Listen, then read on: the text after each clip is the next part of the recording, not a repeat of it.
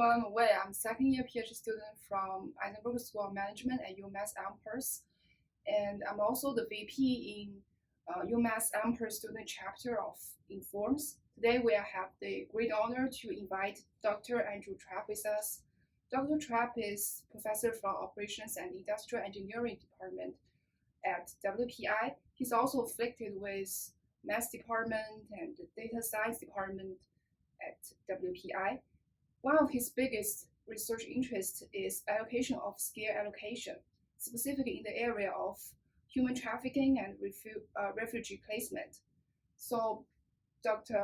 Trapp, so I would like to start our interview by asking you to introduce or talk about your research interests a little bit. Sure, yeah. So broadly, I have training in mathematics, computer science, operations research, industrial engineering. I'm in a business school now, and happy to be where I am. And I basically am applying, you might say, prescriptive analytics to solve pressing problems, challenges in society. That's not always been the case, but it's been over the past several years, it's transitioned more and more to those type of projects and topics. And so of late, I've been working in refugee resettlement. How do we best resettle refugees? Also, I've been working in combating human trafficking. So what can OR and analytics, broadly speaking, do to fight this problem? And then also in foster care, what can we do to improve the efficiency of the foster care system, broadly speaking? So a couple projects in that area. Okay. So human trafficking and refugee resettlement problem has existed in this world for quite a long time. Yeah, sure. But to me, as kind of outsider of this area, the first thing come out of my mind when I think about this question is about police interventions and sort of thing. So what motivated you to apply this problem into OR or OM field? Yeah, great. This is a great question. So I think a number of factors motivated me and do still motivate me. So I care a lot about the world, and like a lot of us do. I care a lot about what happens to really the least of these in some sense, right? So I mean, looking at people that are kind of maybe disregarded, but they're it's no choice of a person to be born into a refugee camp. It just happens that way, and so these people deserve the same rights and privileges as others. And my faith, frankly, is also really important. I'm a Christian, and these are kind of important components of the faith is to look after those that are vulnerable. It's very noble. It's an honor to be here. It's an honor to do this work, really, and a privilege. It is. Yeah. So could you tell us what is the uniqueness of this problem compared to other resource constraint problems, as the organ donation problem? That's a great question. Yeah, so the uniqueness of this problem, I think there's multiple things that make this unique. One of the things that you find when you're working on problems involving humans is that human factors come into account. Right.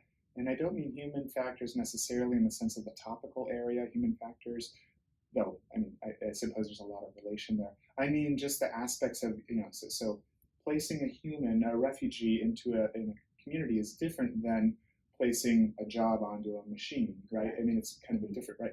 You have to consider these smaller, nuanced factors that, frankly, to me, make the problem more rich and more exciting. There's more to look at there and more to be very careful about to make sure that we're doing a good job. And I hope that, and I hope that how we're treating the problem is appropriate with what we have available. Certainly a model can do many things, it can't do everything. And so what we try to do is always be very careful in designing our mathematical modeling and our algorithms to find good solutions, but then also keeping in mind that we probably won't be able to model everything. So some of these aspects will need to be handled outside of the model by other decision makers that are involved in the process. So what kind of challenges or barriers faced by government or related agency when they deal with those problems? So these are the types of problems that I mentioned: refugees, foster care, human trafficking. These are all problems that exist in society, probably always have, and may always. There will probably always be immigration, exploited situations, and children that need care, right? But at the same time, these have typically not been funded because these folks that are involved don't really have a voice to be saying, we need help. And so, I mean, they're on the margins of society. Yeah, they're underrepresented. They're underrepresented, and they're also underfunded. Right. And so it's just the fact that others, there's a limited budget that the government has, and others are louder, I think. So, I mean, there's some funding available, but this is a different, it's just a special area where there's an extreme lack of resources and a place where operations research and related technologies can really make a difference. Because what do? We look at, what's the best use of limited resources. So those are some challenges. Again, I think that there's more of an awareness of this from this society, this generation in society, to really see that there are profound differences we can make with the technology we have available. The technology that largely came out of capitalistic endeavors and kind of competing, or governments competing, now exists. It exists now, and we can use that for good if we would like. Right? It's a special time. Okay. So I guess the next question would be for our PhD student.